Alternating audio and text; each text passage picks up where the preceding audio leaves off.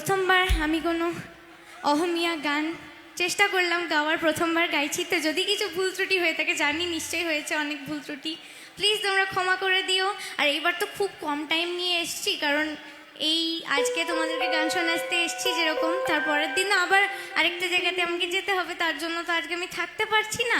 আমার খুব ইচ্ছে ছিল যে আজকে এসেছি একটু ঘুরে যাব, খুব মজা করব, কারণ আমি আসার সময় এত এক্সাইটেড ছিলাম, চারিদিকে পাহাড়, এত সুন্দর পরিবেশ, আমি তো ভিডিও করে করে পুরো মেমোরি একদম ফুল করে ফেলেছি, এত সুন্দর জায়গা। যাই হোক, এইবার তো ঘোরা হলো না, নেক্সট টাইম নিশ্চয়ই আসবো, শুধু ঘুরতে আসবো, তোমাদের গান শোনাতে নয়। এইবার গান শুনিয়ে দিলাম, নেক্সট টাইম ঘুরবো আর তোমাদের কাছ থেকে এই ভাষাটা শিখবো, সুন্দর একটা ভাষা, আমার খুব ইচ্ছা আছে শেখার।